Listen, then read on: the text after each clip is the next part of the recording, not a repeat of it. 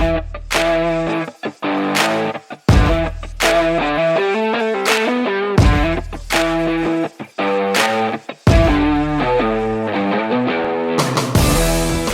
what's up, Chiefs Kingdom? Welcome to a new first edition of Outside the Trenches here on the brand new KC Sports Network. I cannot tell you how excited we all are to get this thing officially going. Nick, it feels like it's been forever. We're going to have a fun episode here. We're going to have Geoff Schwartz talk a little offensive line. We're going to have Matt Miller join, talk about the Chiefs draft.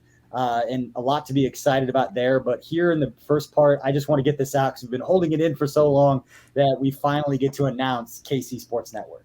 Yeah, I think it's a cool ecosystem that you've sort of put together, kind of everything in one little space. So it could be like a Pauly Shore Biodome is what it is. You can come here and you can just here and just all the platforms are here.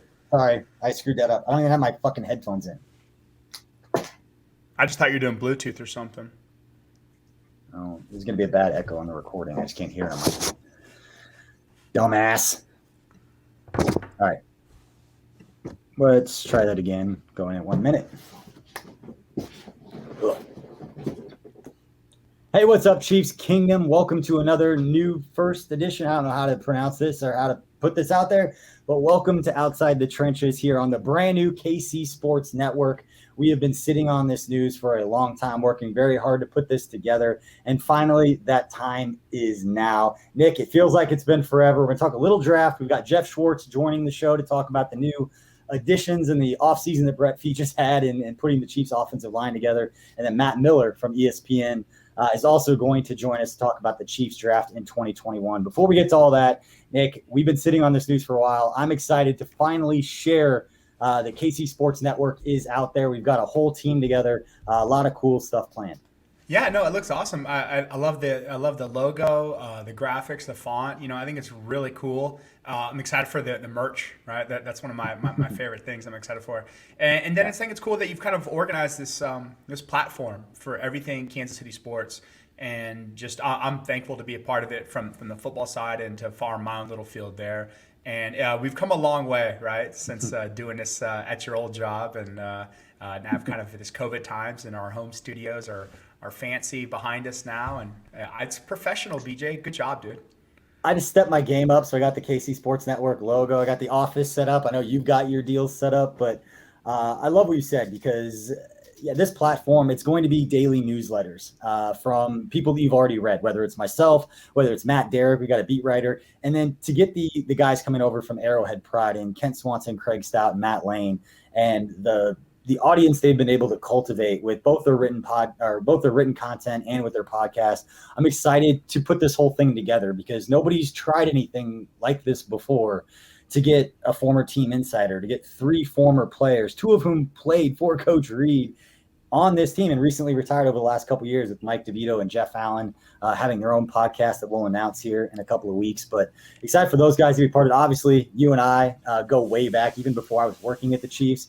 You were one of the first guys. I don't think we haven't talked about this a lot on this show, but it really does come completely full circle because going back to when I was writing at Arrowhead Pride and you and I were staying in touch where you were one of the guys where I would reach out to and be like, I don't know the game at this level, but here's what I have. Is this stupid? And I'll never forget meeting you at Saints up in Shawnee. And we sat and talked like 3 hours drinking about football. And you were one of the first people, honestly, who had played this game at such a high level. You have a Super Bowl ring to take this, college baseball player who loves the game and treated me with respect. And that always stuck with me that it led to this becoming a thing. And it's grown from there. I'm excited to do it with you. We had the Outside the Trenches was the flagship show. We did it when we were working at the Chiefs Within the Trenches. It was the flagship show of that network. And then obviously we've got this whole deal, which is a whole different deal. We've got a bunch of partners. We have a bunch of activations. We've got gift cards. We've got giveaways. We've got access to players and prospects and all this cool stuff that I can't wait to just slowly announce over time. We have so much that we can tell you. I don't want to fire hose everybody with what we've got going on, but daily newsletters every morning, daily podcasts from a group that I'd rival as far as Chiefs content with anything you could find out there right now. Yeah, it's like all you can eat buffet. And I'm looking forward to it too. And I know there's a few little buffet things that I'm into, and just the quality of the writing on this platform is going to be fantastic, and it's going to be so cool to see. And you can come here and just learn so much about Chiefs football.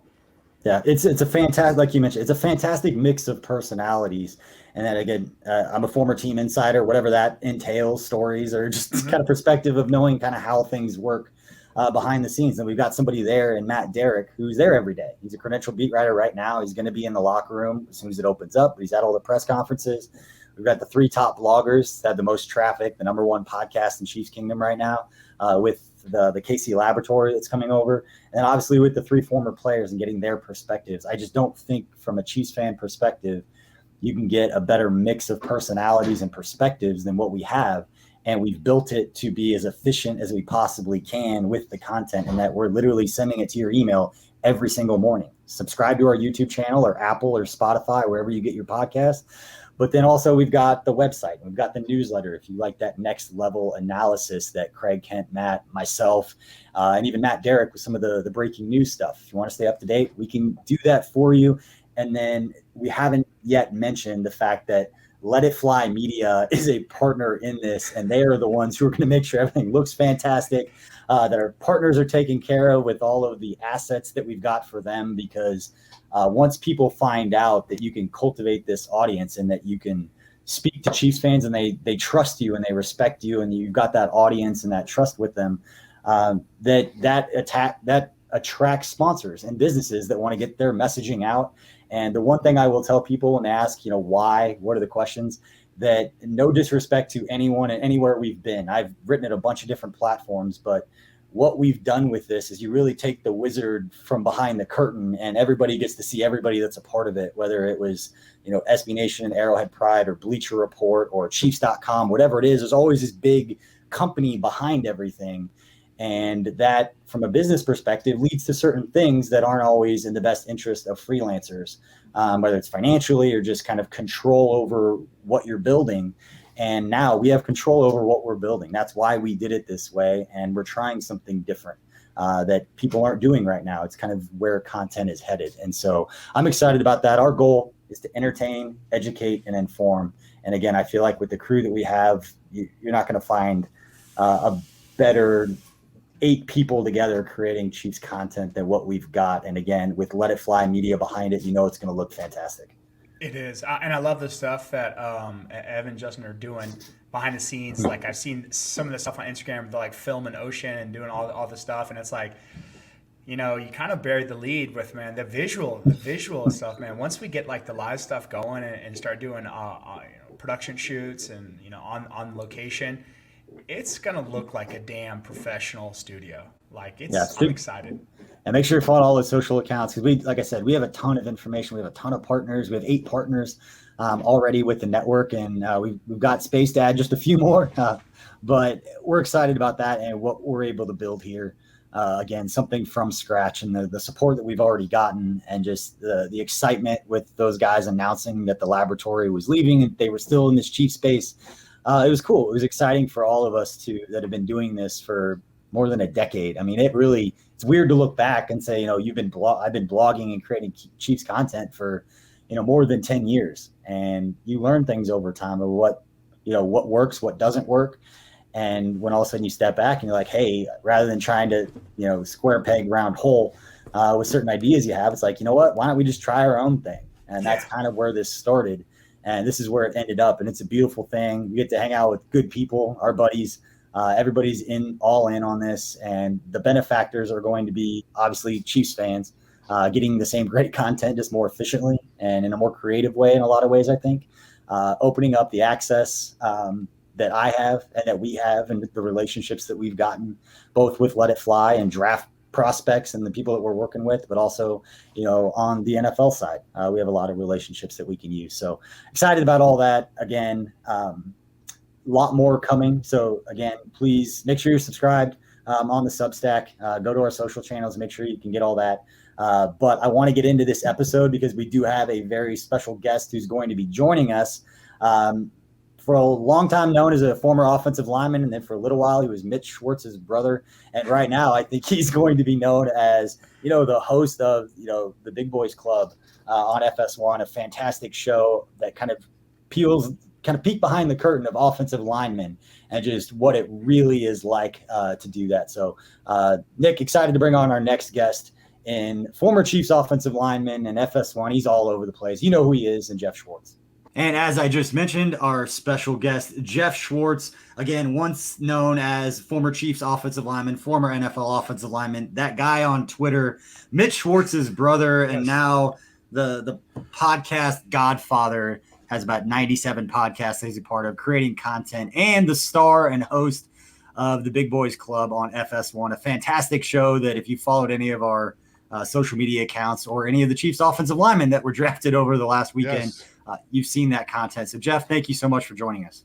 I like to think that Brett Veach was watching our show, and that's why he decided to draft Creed and Trey Smith, which I'm sure they had the draft board set up. They're like, oh, wow, look at Schwartz's show. Move those guys up to the top of the draft board. But it was pretty awesome. I mean, to have the connection with the Chiefs and have two of the guys that we featured on there, pretty awesome. So what did you learn from that feature with, let's start with Creed, since he was the higher draft pick. What are some of the things in your familiarity with Creed Humphrey? Yeah, well, obviously his football skills are there to see, right? I mean, you could see the ability that he has to use his hips, and he attributes that to his wrestling background, being able to move guys kind of with his leverage.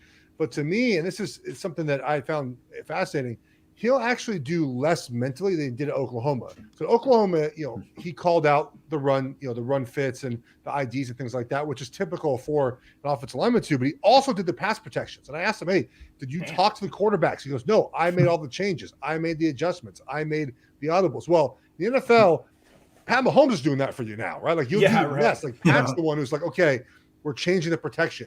We're doing this now. Now, obviously, he still needs to ID where we're going to start, but if there's any changes up front, he can suggest them to the quarterback, but ultimately, Pat is the one who's in charge of that. So he'll actually do less mentally, which is pretty impressive to come from that offense and then go into Andy Reid's offense. But I think what's important is, in Andy Reid's offense, the attention to detail is so important. And Creed had that at Oklahoma. If you watch him play, very little mental mistakes. If you watch his technique and his footwork, very little wasted motion, very little time spent out of place. And so for me, that's why I think he's a great fit for this offense. I think they drafted a guy who day one is probably the center. It might be a little different because of training camp is not as what it used to be, and there's really no offseason program. But he's a guy that comes in right now and plays right away. He's a good football player. It makes sense that you say that too, because I was watching his film and he would be on different, like on pass pro, he'd be on different levels from his guards, and you'd see him play center field and he would track a linebacker. So that all makes sense that he wasn't looking to the sidelines and waiting for a coach. No, he did it. And it was great. I mean, look, think about it. He played with Baker, Kyler, and Jalen Hurts. Like those are the three guys he played with. He's on the Joe Award winning offensive line there at Oklahoma.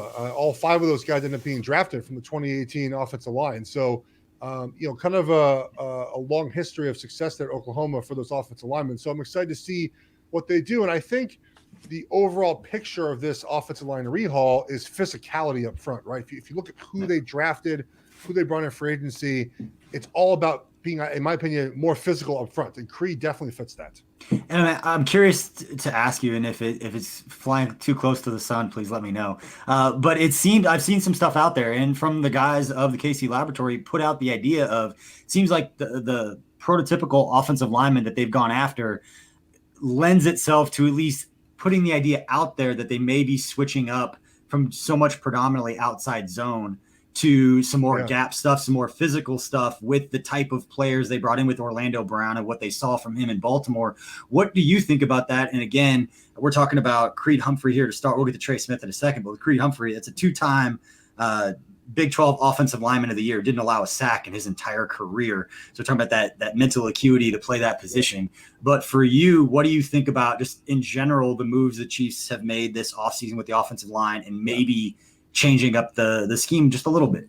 Well, obviously, Eric Fisher and my brother got hurt and they released him. That's part of the game. I mean, I don't think there's any ill will to that Eric has and my brother has towards the Chiefs. I mean, that's part of it, right? In a year where the salary cap was shrunk by $17 or $18 million, sometimes there are cap casualties for that. And my brother fell into that.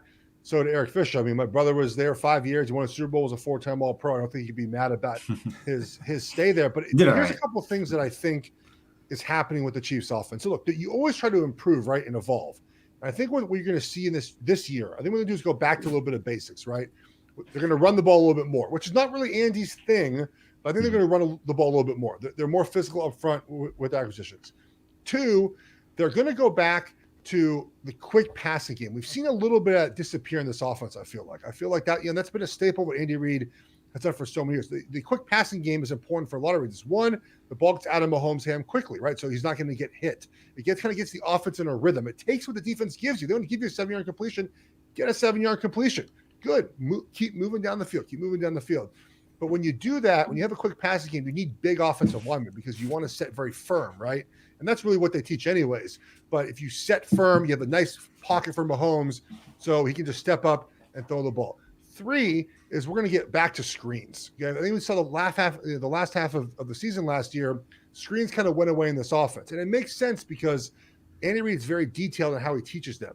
And with a lot of backup offensive linemen there, I don't think he trusted them to execute the screens the way he wanted. Now he had Joe Thuney, smart, intellectual, played in New England, who was a great screen team. Creed Humphrey, smart, intellectual, right guard. We get that in a little bit, more. But you have LDT, Kyle Long, and let's say Trey Smith, all 3 guys competing for that spot, all very bright individuals as well. So I think there's a concerted effort to go back to the screen game. And 4th, I think we're going to see more play action pass from under center, which is what Andy Reid has always done. They've gone away from that in more shotgun, but this gives Pat really a very easy platform to throw from, and it's really 1 or 2 people to read, right? You're just reading a linebacker safety, and you play action pass, you roll them out, you have a big firm pocket in there, and let them rip it. So I think this is a stylistic change in the offense, kind of going back to his roots a little bit. Because I think last year, it's fair to say at times, while the offense still scored a bunch of points, it looked disjointed a bunch. I think this is the way to kind of get it back into rhythm.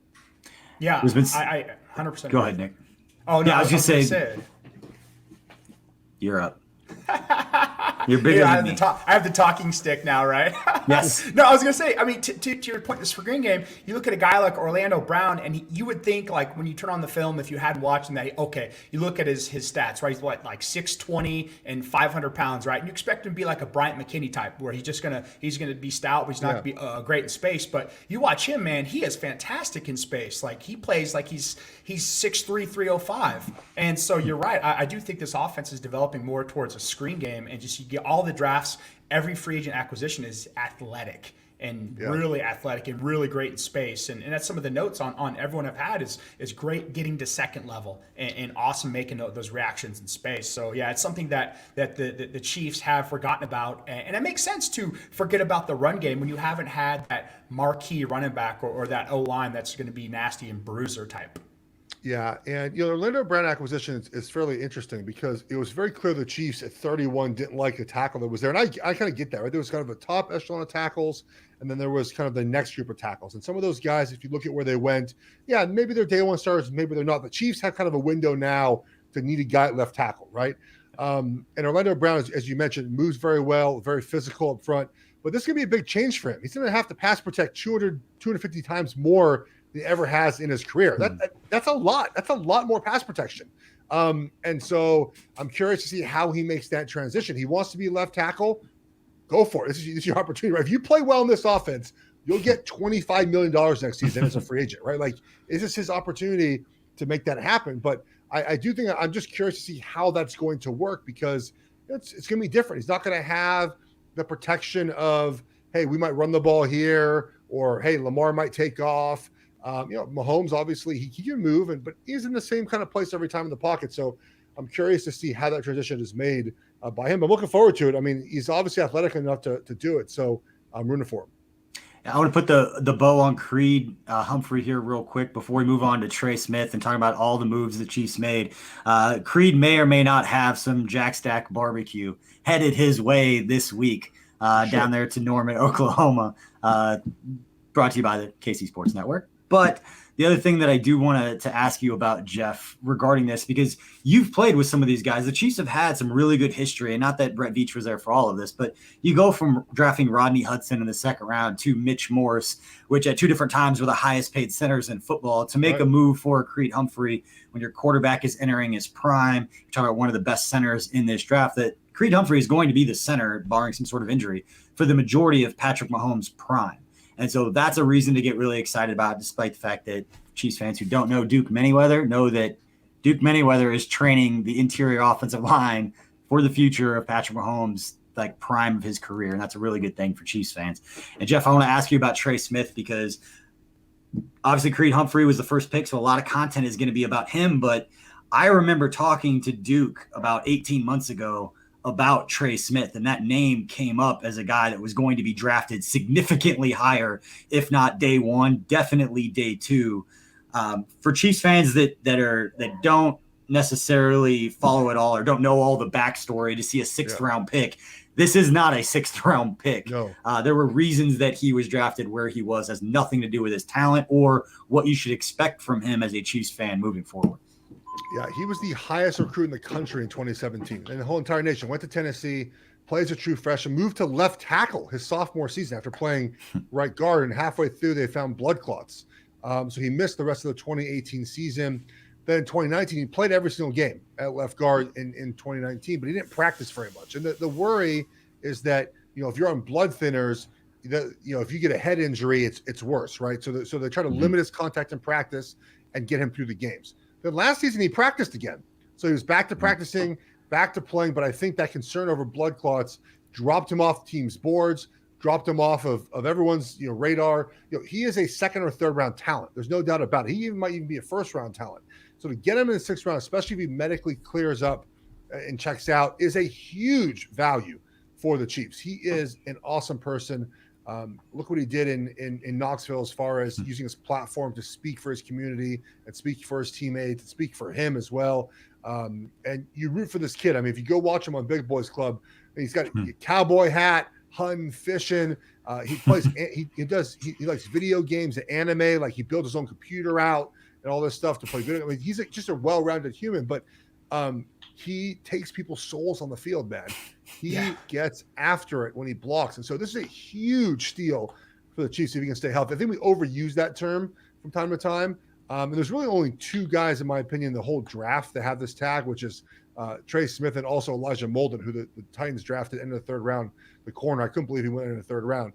But Trey Smith, man, he is everything they want. And again, if he's healthy, he will be starting as a rookie. I feel very confident in that. And then do you think it'll be at that right guard spot? Well, here's the fun part about what the Chiefs can do, right?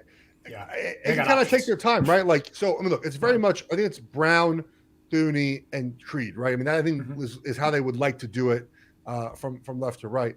Then right guard or right tackle can be a combination of Trey Smith and the young kid from TCU. It could be Trey Smith and Kyle Long, Trey Smith and Mike Remmers. It could be Kyle Long and Trey Smith. I mean, it could be sort of a combination. And look, and you might say, hey, Creed's not ready to play center yet. Let's move Joe over there and put Trey at left guard and put Kyle at right guard so there's many options of guys to move around, which I think the Chiefs want, right? Not only did they get better as a starting unit, but they improved their depth, right? So they run into a situation, like last year, like, hey, we have one game to play. Everyone's hurt. Well, guess what? We have starters that can play. If they had this depth last year, obviously, they'd probably win the Super Bowl. So they really attacked this position hard. No, they really did. And then have you ever seen a team that make it to the Super Bowl and just completely gut their offensive line? Like, I'm trying to look back. I don't think I've ever seen that in my life. I don't think so. But the circumstances were pretty unique with the injuries, right? I mean, if Mitch and Eric don't get hurt, and even if they lose a Super Bowl, they would just run it back with the same team, right? But you had injuries, and then it would be wise to look at how they've lost playoff games. They've lost 2 playoff games with Pat and Andy. One, they got outscored in overtime, and 2, their offensive line sucked, right? So those are the 2 ways to beat them, and now they fixed the one issue. And now you're basically saying, hey, in a 3-game playoff, assuming they have the bye, and it's not always assuming that, but even a 4-game playoff, can you outscore us? Because you're not going to stop our offense now, right? With injuries aside, you ain't stopping our offense. So I like the aggressive nature. I love it. They didn't really invest in the position, I think, enough the last couple of years to kind of avoid the issues they had. Look, and to be fair, the kid from TCU sat out last season, right? He was they drafted him to kind of be that swing guy. So that's unfair to say the Chiefs didn't address the position, but they didn't go as aggressive on it with draft picks that had as other teams that have been contenders. So I like what they did, man. They overcorrected an issue, and they're much better now. Yeah, and we talk about the depth. We're talking about three guys that have played for them that we didn't even mention yet. And Laurent Duvernay-Tardif, Andrew Wiley, Martinez Rankin, Nick Allegretti. These are guys that we didn't even just mention in like a two deep roster as far as that competition of what training camp is going to look like. Which, knowing those guys, you want to root for all those guys. You want to do the best they can, but the job is to create competition. And they felt like there was an area of the team that needed to be better, and they freaking took care of it. I don't think any Chiefs fan, if you would have rewound 3 months, would have expected Brett Veach and Andy Reid and crew to make this kind of a overhaul again on the offensive line. Wouldn't think it'd be possible to bring in guys like Orlando Brown, Joe Thuney, Creed Humphrey, Trey Smith, all of these, Kyle Long, all of these guys that come in and be a part of it. So that part's really good. I want to ask you, Geoff, because I think a lot of people can get, they can watch the Big Boys, and they should absolutely watch the Big Boys Club. But knowing these guys personally, it seems like they've got pretty good personalities, especially with Trey Smith, with all the stuff that we saw on social media, and obviously Creed. We know enough of the same people that have said he's got a great personality. But how do you see these guys, having been around them, fitting within the community and fitting within like Coach Heck and that room? Just kind of the story behind it. We can see the stuff on the field, but all the other stuff. I mean, I think Trey will fit in well. I mean, he's so bright. He's so mature. I think he'll fit in well everywhere. Creed just feels like a typical offensive lineman, right? Just like he's just a dude. Like you saw him at Super Bowl at his draft party. He had Wingstop and like beer, was wearing like a flannel shirt. Like he's just a dude. And Shawnee, Oklahoma. Yeah, and I think Trey again, like I'm rooting for Trey because I felt bad for the kid, man. Like he should have been drafted in day 2 and just didn't. So I hope he goes in there and just tears it up. And I know he said he wants to, and those guys will fit in well with that room. On paper, right now, if you look at it, and let's say you go with the lineup with Creed at center, and then right guard, you can say either Kyle or Trey Smith at right guard, right tackle.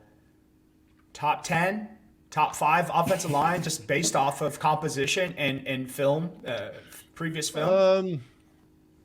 I mean, it's hard to say that with 2 rookies playing in there, and Kyle haven't played in a year and change.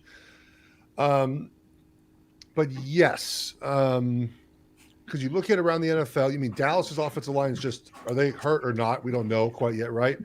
Eagles have been good for years, but they're beat up. Yeah. You look at the Saints. The Saints are good offensive line. They're going to be one of the top as usual.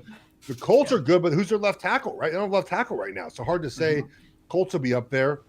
The Packers had a good offensive line. They got rid of 2 guys, right? They have some young players now playing. So to me, it is the Chiefs. I think the Chiefs have separated themselves from the AFC. I think the Browns have done a good job building their team. So have the Bills, but who's beating them? Like really, like you have to just outscore them, and you have to hope that the Chiefs have injuries. And they've stayed at least offensively.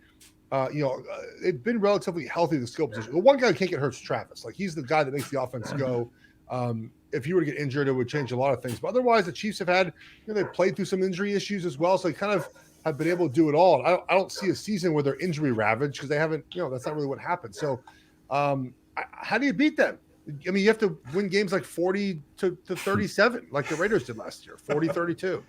Yeah, it'll be like Baylor and West Virginia in the Big 12 days when it was like basketball scores, right? Those overs are going to be hitting every time the Chiefs play. That's for sure on offense. Right. Geoff, before I let you go, I do want to bring this point up because a lot of people have been, since the offensive line got made a lot of points about what it means for Mahomes and that Mahomes should be the happiest person in Kansas City.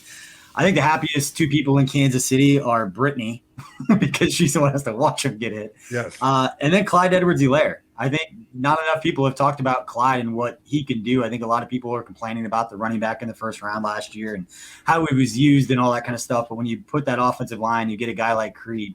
I put on social, I'm excited to see all those screens and all those angles that we see Mitch Morse running on 20 yards down the field where it looks like it doesn't look like a screen until you notice that the center is out there running a 4.9 down the field. And I'm excited to see Creed out in front of some of those highlights of Clyde Edwards-Helaire showing that lateral agility and some of that ability in space with the screen game that I thought we'd see more of in his rookie year. Again, I think the problem with the screen game was just the backup offensive lineman there. Just he didn't trust that they would get to where they have to be. I mean, I think that's part of it. Could be as simple as that. They didn't trust he would be there. They would be there where they're supposed to be at. So yeah, I mean, Clyde Edwards-Helaire, again, the Chiefs. Andy Reid doesn't really want to run the football, but I think they're going to go back to doing that and kind of pounding on teams a little bit, especially with the acquisitions they made in the offseason. So yes, I think we see a much bigger year from him. But the thing about Andy is that he's really not beholden to one running back. If someone's hot, he'll ride that guy. So if Clyde Edwards-Helaire comes out and he has 3 carries for 4 yards, and then Jared McKinnon comes in and he rips off 2 long runs, Edwards-Helaire is the backup for the day. Andy will ride with the hot guy. So there's no saying that that Clyde Edwards is going to have a great season. I think he will, but Andy don't care. Andy just wants points, and and whatever back can do that for him on that week, that's who he's rolling with. It's a great point, Geoff. We appreciate you for joining us on the podcast. Before we let you go, what do you want to plug? What do you got? What do you got going on? So you can go to my my Twitter at Geoff Schwartz, Geoff with a G, my podcast, which is Geoff Schwartz is Smarter Than You. Always appreciate that. I'm actually writing an article this week for Fox Sports on why the Chiefs are not going to be beating the AFC. I just don't see it. So Chiefs fans will enjoy me pump up the Chiefs after this O-line acquisitions. But a lot of Chiefs Twitter told me that the world, they got their ass kicked in the Super Bowl, so they can no longer compete in the AFC, change everything, redo everything, and then they fix the entire offensive line and we're right back to where we were. Mahomes makes a lot of this right. Yeah, he just does. He can cover up a lot of warts if he's healthy, if he's able to do what he has to do. Then they're really, really hard to stop.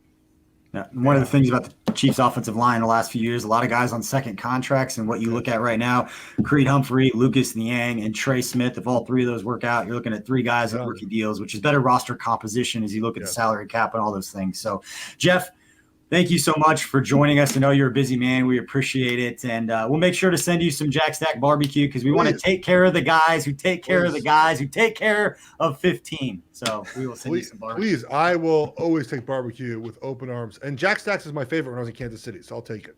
Nice. What was your order? So I liked the lamb ribs. Weirdly enough, this is like a side, but I like the beef, any beef rib, like the Crown Prime rib, the beef one, just a rack of beef ribs. That's why I like them better than other places because they have the beef ribs. Pork ribs you get anywhere, but give me beef ribs. Love it. They're coming. Little Crown Prime rib. I sent that in there for. I included that for Creed because I was like, I'm throwing this in. I can't not include the Crown Prime rib. So, all right, thank you, Geoff. We appreciate your time, man. All right, great stuff as always right there from Geoff Schwartz, and another friend of the show who's been on here multiple times, and now ESPN draft analyst Matt Miller also owns the Draft Scout, a Substack that if you have not subscribed to it, Matt, I'm going to go on a limb and say that you post more and you send out more content than any other individual writer on Substack. It's great stuff. I love following it throughout the draft, but how are you doing, man? I'm doing well. I'm holding in there. I'm excited for what you guys have going, though. Like you said, I went out on a limb, several months ago, left Bleacher Report after 10 years there and decided to launch my own Substack, thedraftscout.com. Then got picked up by ESPN to contribute on television. And so it's been a crazy draft season, but it's been a lot of fun. And I'm super excited to hang out with you guys here for a little bit tonight. Thank you. I know that you both have been doing this for so long, more than 10 years that we've known each other doing content, me mainly Chiefs, you mainly NFL draft. And for both of us to basically land in the same place saying we want more ownership, we want more control over what we're doing and the audience that we're building, and just kind of want to be able to build it and own that in some sort of way. So it's special to see what you've been doing, and we're excited about it. Thank you. I don't know how much you want to get into this, so I'm just going to go off topic here. But after you guys spend 5 minutes, here's the rundown, and I'm going to ruin it 1 minute in. The biggest thing for me, I will be eternally grateful to Bleacher Report, and I loved working there. I mean, BJ, I raved about the place, and even brought you on for a short time working with me. I loved it. One of the things that was hard for me, though, is, we were doing large ad deals, and not getting a cut of it. And that's just industry standard, right? That's how the sports journalism industry works. But that was the moment for me. It was like, I'm spending my day doing this Dos Equis commercial, and I'm not even getting a free Dos Equis out of it. So it was like, and again, that's nothing against Bleacher Report. That's how the industry works, unless you do what we're doing, which is go out on your own and take complete ownership. Pat McAfee's done a great job with it as well, albeit on a different platform. But I think that is the future of journalism, is you either work for one of the few large networks or you take ownership and do your own thing. And so it's really fascinating. We're kind of at a little bit of a fork in the road as far as sports journalism and all journalism really is concerned, because, you know, there's only so many jobs like mine that exist, especially. So you almost have to build your own brand and take control of your own revenue in some ways. Yeah, I think it's cool what you guys are doing too. It's almost like when we hear all these like Instagram stories or things on Twitter, like things have become so much more transparent that all these music artists, right now, they're saying, you know what? I don't want to go the traditional route and sign a dumbass, 10-year or a 10 record deal. That's my whole career for pennies when I could own my masters and I can get paid way more, right? And it's like, I think that's cool that everyone's doing this, man. And it's the way to go, because I'm with you, man. I mean, you write something and you can't even get a free beer. That's messed up. It's a big leap, though, and it's a credit to Matt. It's a credit to Craig Kent and Matt and Matt Derrick and all of us that have done this, is that you have to take a leap. At some point, you have to bet on yourself, and you have to say, like, hey, I don't need the platform. And I started at Arrowhead. It wasn't for Arrowhead Pride. Like, I wouldn't be here. And Matt, I've told you a billion times, if it wasn't for you vouching for me to CJ LeBoy to do the story on Rob Haran, I wouldn't be here. That story got me the Chiefs job in a lot of ways. I've told the story about 1,000 times, but at some point you do this long enough and you either kind of stay holden to, and there's nothing wrong with it. It's like you said, it's the way that the system and the way that the industry is set up, but the industry is, from freelance perspective, is broken. It's the only reason that we can do this is because it's so out of whack that you can take, and these numbers are arbitrary, I'm just making stuff up, but you can theoretically take 10% of the people that consume your content and move it to an ownership model like a Substack, and you make 80 times the money. Like, it is so far out of whack that eventually, like you said, Matt, either everyone's going to change, or the paid subscription model that local newspapers are doing. The Athletic did it and everyone kind of balked at it. But what the Athletic learned, we're getting way off topic. What the Athletic learned is that advertisers couldn't sell banner ads anymore, at least not at the same cost they were selling them before. It was old advertising. It was archaic, and they couldn't figure out how to monetize written content. And rather than trying the banner ads and just failing, they just said, you know what, we're going to make all of our content behind a paid model. And then the writers still weren't getting that cut. So now you just cut out the middleman. And this is not to brag, but to, like, if someone's listening to this and they're like, you know what, like, maybe I should go that route. I will say this. I was taken very good care of at Bleacher Report. Very good care of. BJ, we got drunk in Indianapolis one night and you were like, how much do you make? And I showed you and you didn't believe me. So I do now. That's a good way of saying that. Yeah. I do now, but you're my boy. I was like, I don't believe you. I don't believe you at all. It was true. So it's May 3rd as we're talking, and the Draft Scout this year has made more money than I made at Bleacher Report last year. So in 3 months, of writing, because I didn't leave Bleacher Report until February 11th, the business has made more money than I did in 12 months at Bleacher Report. I've already hired 2 people to help. Like, it's growing, and it's a testament to people like supporting your work and wanting to consume your content. It's a testament to people trusting you, right? But also, like, that there is an appetite for content that's not geared toward getting someone to click on it. You know, it's not geared toward hot takes, or like, I don't write things now being like, man, what will people read? I write things like, someone is paying me $7 a month for this content. I better deliver really good content that they're not going to get somewhere else. So that's the end of my business ethics talk. I could talk about, for what I've been doing the last 2 months, I could talk about this stuff for hours and hours and hours, because it's fascinating when you really start peeling back the curtain of how all of this works. And not at a huge level. I think once you, like what you said, there's kind of like the two, like once you hit a certain point, then it's like national, that's a whole different ball game. But the kind of in the middle, the freelance writers, like there's a different way to do this. And like you said, building that audience and not incentivizing it based on clicks and views and all that kind of stuff. Because all that does is incentivize people to do that catchy crap that we all Facebook on, headlines, but we hate, and you forget 8 seconds later. It doesn't do anything for a business that wants to sponsor you just because you get a lot of clicks on something. You forget, which absolutely. I know you guys will do a great job of. That's a huge part of build your community, right? And then interact with them, and they'll follow you anywhere. So football though. Now, the perspective. Like I said, last pitch.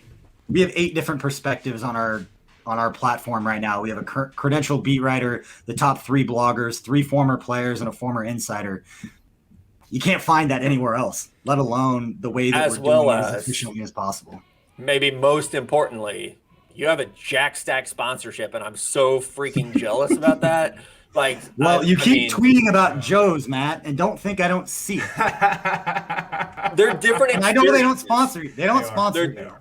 They're different experiences. They really are. They are. So when I go needed to to celebrate Joe's my engagement, consistently. I went to I go to Jack Joe's. Stack. Okay. Yes, you did. So Yes, you did. Okay. Yes, you did. But yes, the Joe's, I still eat at Joe. I'm a Jack Stack guy. I'm a brand ambassador, but there's no bad barbecue. So there's no bad thing. There I'm going to is. tell people There is. it's in Carolina. It's not around Yeah. here. It's out in Memphis. Carolina. I'm sponsored by Boulevard. Guess what? I'll still drink a Blue Moon every now and then. You know, it's okay. Or Yingling. All right, so hey, with draft season wrapping up, right, Matt? Are you kind of gonna take a break? Because I'm sure your schedule was very grueling. What is behind the scenes? Because I know the writing is your finished product, and your stack is like the finished product. But what's your schedule like for watching film? All your different contacts and sources. How are you managing? How are you managing all the information you're aggregating for your subscribers? It's tough. It is. There's no break, Nick. There's not at all. Tomorrow and Tuesday morning, I will actually have a top 50 big board for 2022 available on my website. And then Wednesday, I will have a 2022 mock draft. And part of it is fun. I enjoy creating that content, but there's an appetite for it. As we talked about before, people want it. This is my job, is to create what people want at this point. So keeping everything organized is the biggest task of my job, and it requires a lot of note taking. I have 2 notebooks that are carried with me constantly. One is for business and the development of the website and the brand, and the other is scouting notes, things that, if somebody calls me, I'm writing it down. And then all that I write down in the notebook goes into a Google sheet, basically. And every player has like a line where it's, Trevor Lawrence, 6'6", 225, junior, 5-star recruit, the head coach, Debo Swinney, injuries, here they are, had COVID, positives, weaknesses, scout grades, everything that I need to know about that player goes into essentially a line that is then added to all year long. So I already have about 200 players in a list for next year. That will grow to around 700 players by Labor Day weekend when college football essentially kicks off. And so every player will have that line item that then becomes their scouting report. And so it is a lot of just detail, a lot of organization. I got to get over this idea that it would take me longer to train someone than it would benefit, that to get someone up to speed, because so much of it's just in my head. Yeah. But I really need to get to the point where, as I said, I've hired 2 people to help. I need to let them help me. And that's a big part of it too, is just, finding out your system. I've been doing this professionally for 11 years. So I've learned what works and doesn't work. I've learned what information I need about a player versus what I don't need about a player, and this past year was really difficult because, keeping track of players who opted out became difficult. Like a guy opted out, then he opted back in, then he opted out again. And keeping track of injuries was difficult because that information wasn't really shared as much this past year.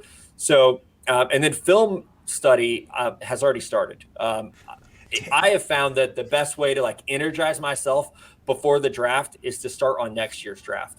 That's a trick I started in about 2018. So right before the 2017 draft, I started watching the 2018 guys because it was I need something. I got to change this up.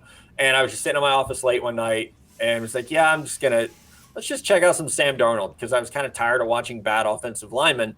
And so now, usually around April 1st is when I'll start kind of energizing myself by watching next year's class a little bit. So I've watched some tape on the quarterbacks for next year and then the top names, but I will, by Labor Day, I will have at least 3 games down on the top 100 players on my list for next year.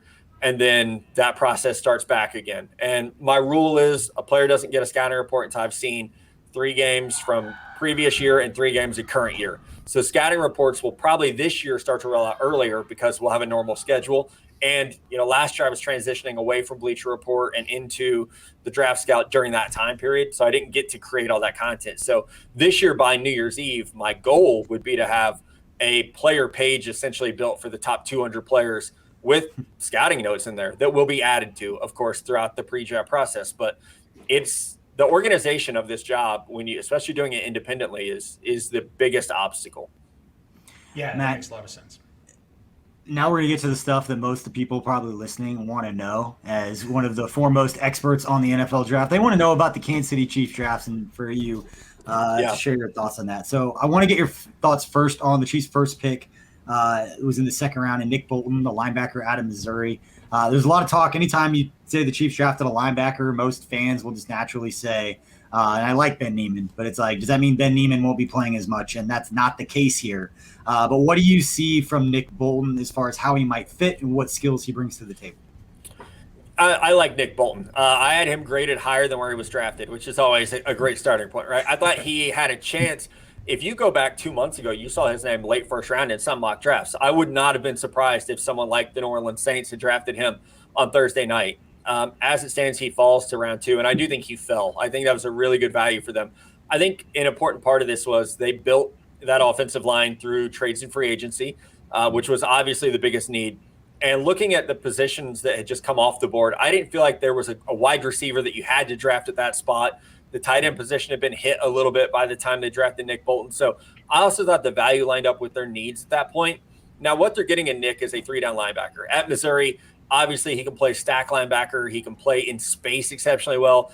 I think the misconception or where people lack some knowledge about his game is that he can actually rush the quarterback some too. We saw him do that at Missouri. So no, he's not going to be, lining up next to Frank Clark and going to tackle Derek Carr every third down, but he does give you some flexibility there. So I think he got knocked a little bit because he's a little bit shorter, but he's a stocky, well-built, athletic linebacker who does give you true 3-down ability. And I said this a little bit earlier today to some people. I liked him more than I liked Willie Gay coming out. And so for a comparison of what you have on the roster, I think he will be the best linebacker on this roster very soon. Yeah, I agree. And I like the packages that he's able to do because he can put his hand in the dirt, so to speak. And then he can also, he's quick enough to cover in space, so you don't have to switch packages like the Chiefs were doing last year where you got like sort of a nickel package and like a rundown package. Because that's the goal, right? It is. No, it is. Yeah. Guys in the field. Yeah. You do. You really do. And this could be bad as far as like skill set, but as far as like usage, are we talking like maybe a Dante Hightower type, like inside middle linebacker that can rush the passer a little bit? That's when you said that, that's the first name that popped in my head.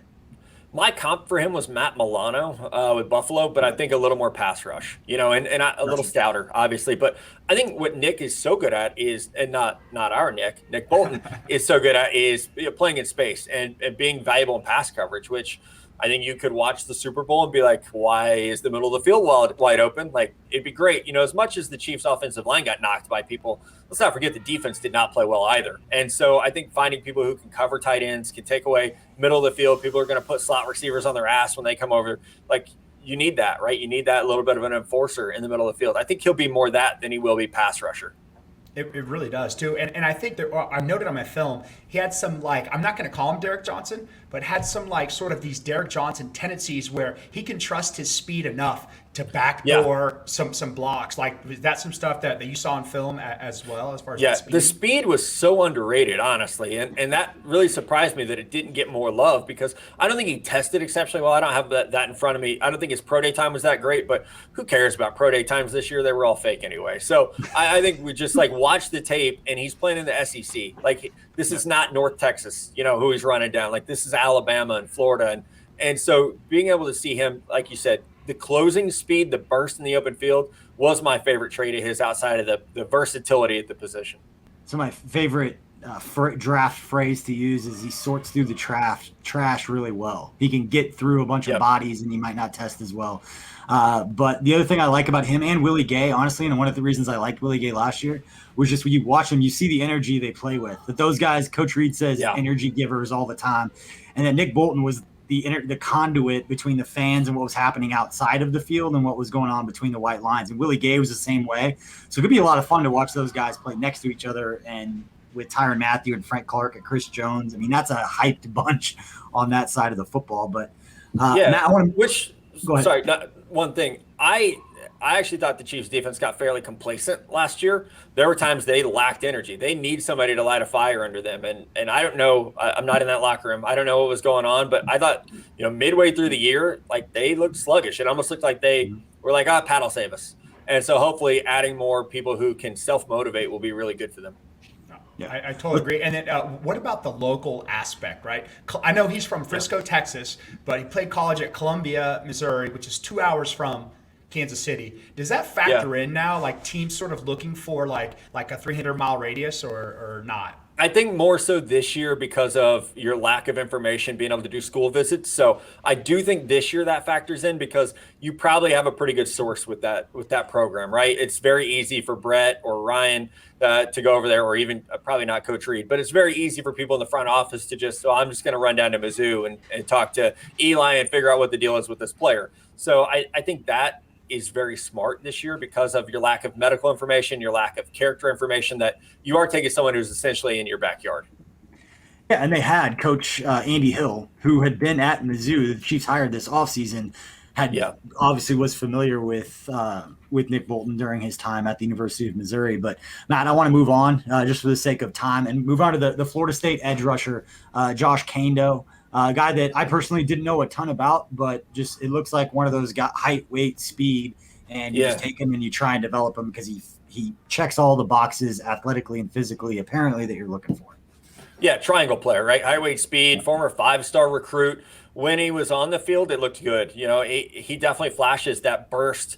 And I think what was most interesting for me is we're seeing a transition away from the Tano Passignon and Breland Speaks kind of tweener pass rusher. Now you're getting down to like, all right, this dude's 255. He's going to pin his ears back and he's going to go. And so comparably to someone like Mike Dana, who they picked up late last year, I think you're seeing Kando be a souped up version of that. Somebody who's going to be a plus version in terms of speed, hand use, and being able to truly bend the edge. So again, it's just a matter of health. And you could say that about a couple of the picks they made. I know Geoff talked about Trey Smith. That's the key. Like if you can keep Kando healthy, and obviously the Chiefs have a great strength and conditioning staff, they must believe that they've cracked the code and that he's on the path to being healthy. And again, it's very low risk, but I think the upside's really high. And something we saw them do with Trey Smith and with Kando is you're taking a chance on a guy who was a 5-star recruit coming out of high school, who did flash in college. It's just trying to get that consistency. What does that mean? What does that mean? Or how do you take that? Being a former 5-star recruit, you're saying he's got the size, the skill set that he's had in high school, college, and now right. And you have all the traits. Yeah. And I think at Florida State, no disrespect to the Seminoles, that hasn't actually been like a beacon of development the last 4 years, right? They've had a ton of turnover. It's not been a good situation. They haven't been very good. So you're also tapping into, all right, what did this guy learn in college? And did he? Like, how did he get better in college versus where he was at when he entered out of high school? And you're probably betting on the upside, Nick, of, okay, now we can actually develop this player because he does have height, weight, speed, length, strength. He has those core traits. He might not have technique. He might not have, he's not definitely an example of this, but like he might have the best conditioning. Okay, well, if we clean those things up, teach him better habits, how good could he be? So sometimes you're looking at those, former high recruits as, well, like this dude was great 3 years ago. What happened? How do we get him back to that? All right, Matt, putting you on the spot with Duke tight end Noah Gray, who laughably looks a lot like Travis Kelce. He apparently dresses like him from some of the pictures. Like when you watch him on the field, like he's athletic, he can move. But he does look like he has the same shaving. Like he looks like Travis vibe. Kelce. Yeah, I liked him at the Senior Bowl. Yeah, really had a great Senior Bowl week, and I was a fan of his headed into Mobile, but he stood out there, and he's going to be a middle-of-the-field seam buster type tight end. This is not an F tight end that you're going to flex out, and he's going to play, all over the formation for you. I think he is a lot like Travis in how your usage is going to be. It's going to be in line to maybe slot. It's going to be more straight line than it is twitch, but that works in this offense. So I think it's actually really smart. Instead of going and drafting a Tommy Tremble, who's going to be a very different type of player coming out of Notre Dame, you draft someone who's similar, a lot like we see with quarterbacks. You try to keep similar quarterbacks in the system so your offense doesn't have to change. So I think Noah Gray being the tight end too, he's going to work in a lot of the same ways that Travis does. Now, obviously, not expecting him to become a Hall of Fame tight end who's the best in the NFL at his position, but they are similar in how they play the game at least. No, they really are too. Favors. Yeah, right. Seriously. Well, I think one of the greatest aspects of Travis Kelce are underrated is the fact he can block on the edge so well. And watching Noah Gray, watching Duke play Notre Dame, I mean, he lined up in the backfield, so he's coming out as like a fullback, and he's setting the edge. He's doing cut blocks. Is that something that sort of boosted his draft status? His ability to not only split out and do routes, but to come out and block? I mean, that's got to be valuable. Absolutely. Yeah, that's huge, especially as, Anthony Sherman, no longer part of the team. Obviously, they've, backfilled the fullback position, but I think you always want versatility there, Nick, it just makes your sub packages confusing. We got Kelsey and Noah Gray out there. Like, what the hell are they going to do? And right, yeah. I think that's not a short yardage situation. Yeah. Right. I think Andy's done a good job of that, but I even think some of the moves they've made, even like with getting Mecole Hardman and getting Clyde Edwards-Helaire, you're getting guys who are multiple. It's just going to make it that much more confusing. Not to mention, Tom Brady's love of the jersey number change and how, that might affect it. But now you're getting, guys who are multiple. It's just smart football.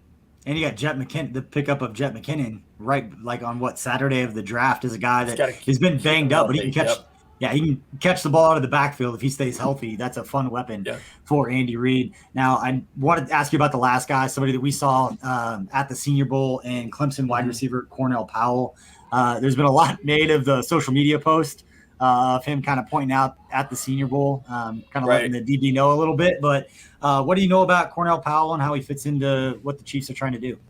I think the most important note on Cornell Powell is that he is a special teams dog. Like, he will play hard on special teams. And that was how he got his start at Clemson. And eventually, due to injuries, had to work into the lineup as a pass catcher, and he did well. Now, I do think he's a little bit limited in that regard. Like, he's tight. Like, right, everything needs to loosen up for him, and his steps, his lower body flexibility even. But when you're drafting a receiver on day 3, you're expecting them to play special teams and develop. And I think what's nice for Chiefs fans, I know my friends who are Chiefs fans have been begging for a big receiver. You have one now. You have a big receiver, finally. So I think getting somebody who's 6'2 plus, who is 210, I think is where he finally ended up as, like, you're getting a big receiver who you hope can become a developmental back shoulder fade specialist, a jump ball specialist, so that Travis Kelce is not your only receiver over 5'11" in the red zone. I think we would all like to see a little bit more height for Patrick Mahomes to find when things get tight down there.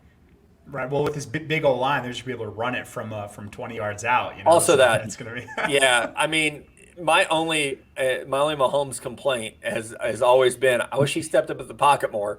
Yeah. Now he'll actually have one to step up in. So that's a little bit of an inside joke. But it will be nice to have him have a pocket to where he can, it's not just Tyreek run deep and we'll throw it, or, hey, Kelsey, when all hell breaks loose in the pocket, please scramble and get open and I'll throw it to you. I think it would be nice to see like some actual route progressions this year. Yeah. Cornell Powell, looking at pictures, he hasn't missed a lot of workouts in his life, it doesn't seem like. No. And Chiefs area scout Ryan Nutt, after they drafted him, said he's our post-up wide receiver now. We've got that physical guy that looks slant route, just slants. Yeah, if you look 6'10" or 6'2", 210, you can be like, okay, what size is that? And when you see a picture, you're like, oh, okay, that kind of 210. Yeah. Like he's a big physical dude. Good 210. Right. Okay, solid. Yeah. Like a DK Metcalf 210, right? Like almost. No, not that far, but close. Like more towards that. He's not human. Well, Matt, thank you so much. I know I want to talk to you for another hour and a half about all the Chief stuff, and I'm sure we'll catch up again, but I know you're busy and you got stuff going on. We do appreciate your time. Before we let you go, do you have any just parting words about what the Chiefs did this offseason? What top thoughts that you have for Chiefs fans right now? Yeah, I was texting with one of the scouts back in January, and I was like, I need you to build a wall for my guy Mahomes. And he texted me Saturday night, and he said, your wall is built, sir. And so that's my parting thoughts, is they built the wall for the guy, the best quarterback in the country. I'm very excited to see what happens. Even as a Missouri native who's not necessarily a Chiefs fan, I'm just excited to see where this offense can go with all the improvements up front. And by the way, go Royals, best team in baseball. That's what matters to me now. So that is big time. And we said it to Geoff earlier, Matt, that everybody throughout the weekend said that the happiest person in Kansas City is Patrick Mahomes with all the moves that they were making. And I think the happiest person in Kansas City is Brittany. So definitely. And maybe he's Sterling, protected. Daddy's going to be able to play on Sunday nights now, not lay in a cold tub. So exactly. Yeah. All right, Matt, we appreciate it. And everybody for listening, we appreciate you for tuning in to this first new edition of Outside the Trenches here on the KC Sports Network. We've got a lot more coming over the next couple of months. And again, July 1st is when we kick things into full gear, full time, all as we get ready for training camp as the Chiefs try to take it back. But Matt, we appreciate it. Nick, thank you, my man, and we'll see all of you guys soon.